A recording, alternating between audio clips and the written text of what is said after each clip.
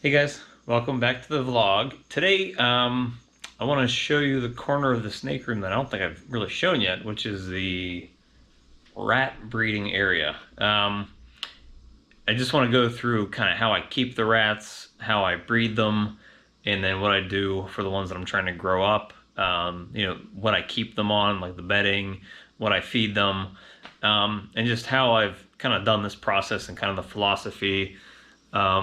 About how you're supposed to breed them or try to breed them. So let's dive in and take a look. Remember to like and subscribe.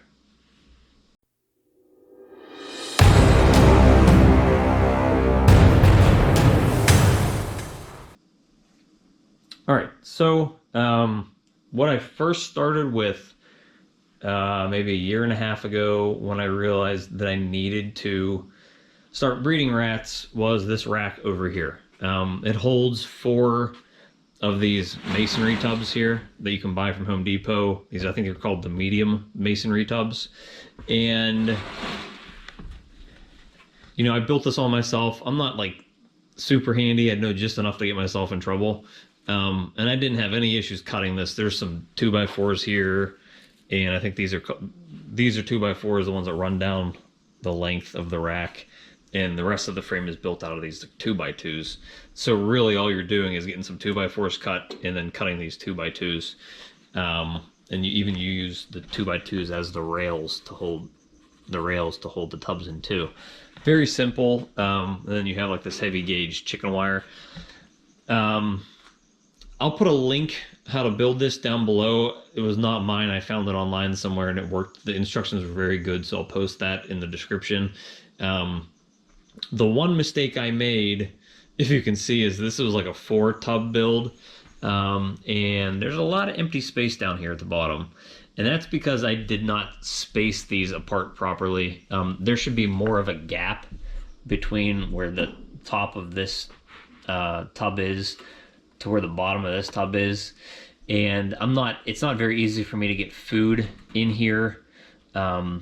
Or to fit the water bottles in, so I kind of had to get zip ties and hang the water bottles from the side, which works, but it's not easy.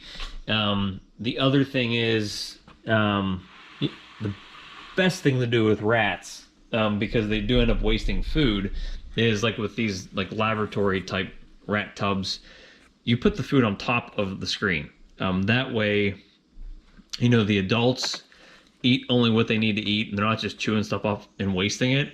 And whatever crumbs fall down below, the younger baby rats can get. Whereas in here, I really just need to dump it into here. And what happens is, when you clean these tubs once a week, you end up more than not wasting food, because you kind of have to throw that food out with the old bedding. So as far as bedding goes, I use this is the Tractor Supply Premium Pine Shavings. I have seen people say online that they've had issues with the rats in pine shavings, and it can cause respiratory problems and potentially like skin issues. I've had these rats. This is basically like my colony of rats at this point, because I've been breeding them for almost 2 years. I've had them for that long, and I haven't had any issues. I haven't heard any of them sneezing. I haven't seen any sores or anything on their body. So your experience with the pine shavings may differ, but I've never had an issue with it. And this is what it looks like. Not very expensive, from Tractor Supply. If you have a Tractor Supply near you, I'm sure other supply stores have it as well. And then for the food, I use the Mazuri rodent diet. I think it's called maybe rat and mouse diet or rodent diet. This is from Mazuri, which is Mazuri. I also buy this from Tractor Supply. For some reason, they seem to have the cheapest prices on it, even more so than buying directly from Mazuri. So they have, right now, as I've been buying it, they have 25-pound bags, and they're around $21. So I usually just buy a bunch of them at a time, And the 25-pound bags are nice because they fit into one of these 5-gallon buckets from Home Depot perfectly, so that it's easier to just take the food out and feed it to them. So in this rack, I used to keep, I used to keep a couple for grow outs and a couple for the breeders. But these are just the grow outs now. And typically, if they're smaller, you can maybe fit 6 to 8, depending on, if they're small rats. But typically, I only try to keep 4 in there. So these guys in here, there's 4 in here right now. And so these ones are either going to grow out, I'm going to grow them out for feeding or grow them out to be the next breeders. Because when you're breeding these rats, I think like a rat's typical lifespan is about 2 years or so.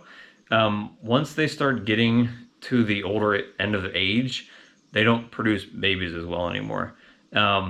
So that's when you retire them, which means they end up becoming snake food, which works for how I have things set up because my big girl, Princess, she can take down a jumbo rat and safely. And then I just, she won't have a meal for several weeks instead of feeding her something like small or medium, where I'm feeding her every week. She'll take a jumbo rat easily, and I won't have to feed her for probably a month or so. So like for instance, I keep pairs, a male and a female in each one of these. And this little peach and white guy on the left, he's getting pretty old, and they're getting old because they start getting huge. Usually when they've been around a while and they're just, sitting there eating and mating, they get pretty big, and he's starting to become like jumbo size.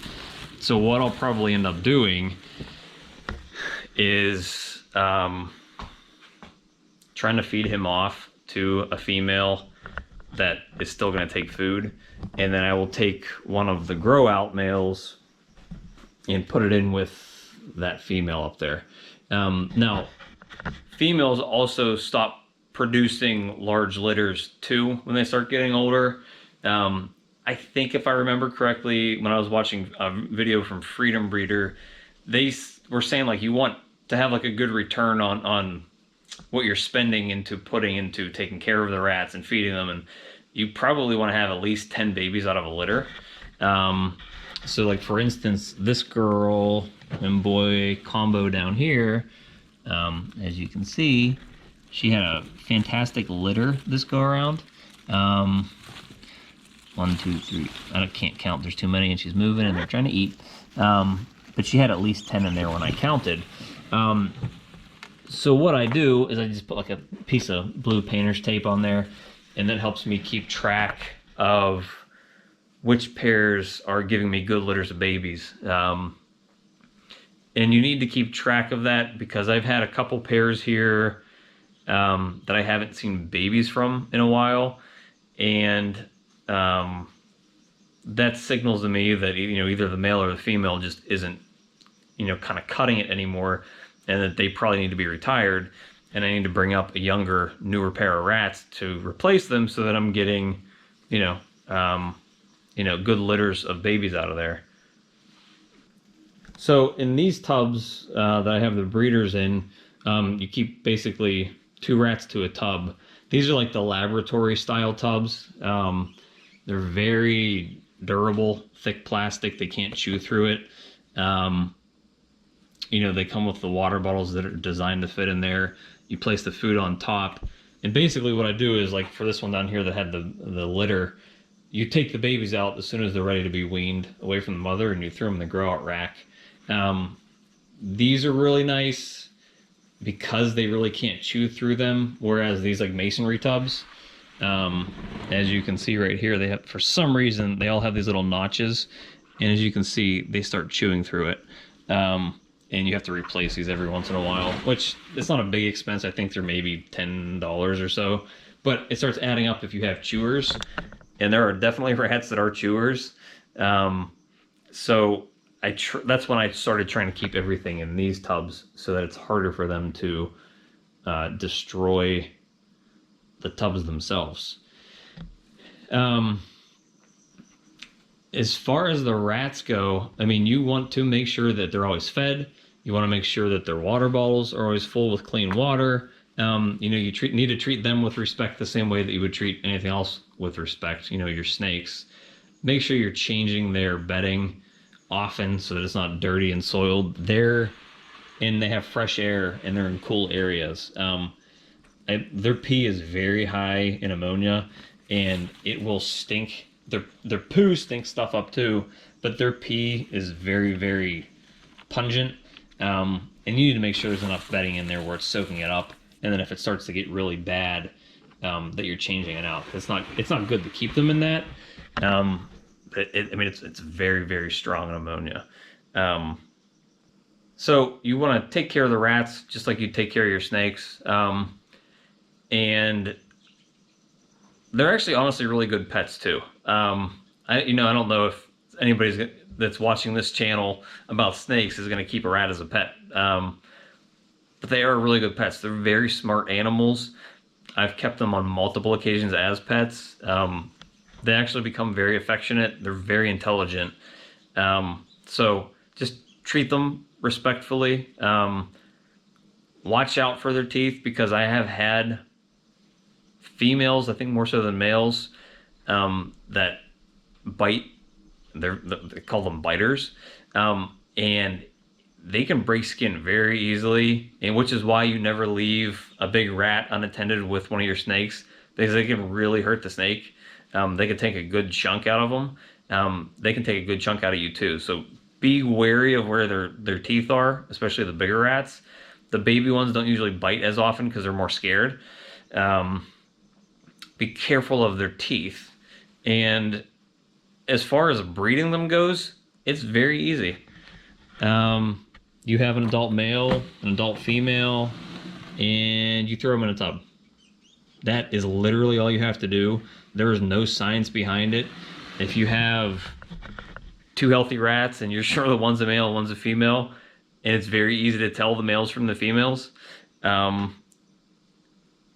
all you have to do. I think from the time they mate till the time she lays her litter, I think it's usually 3 weeks or so. Don't quote me on that. But I believe it's 3 weeks. So you're supposed to kind of give the female a rest after they have the first litter. You're not supposed to just leave the male in there all the time.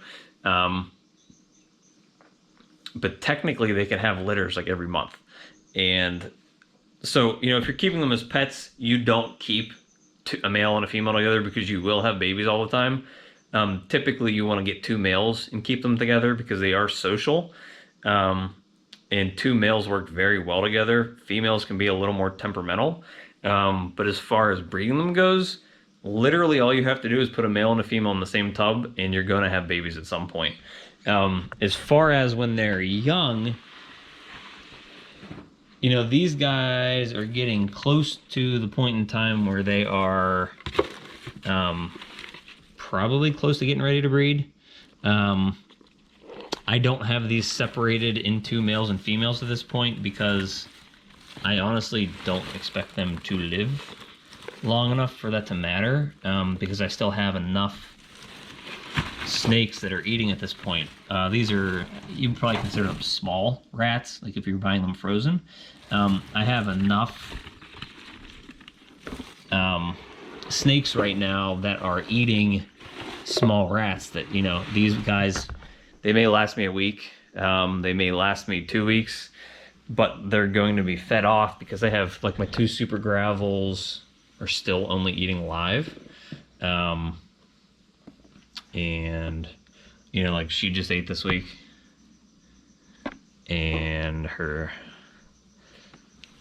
twin sister here just ate this week as well. So, I don't worry about separating males and females, the rats. If I'm expecting to use them as feeders, because they will never really get to see the point where they are breeding.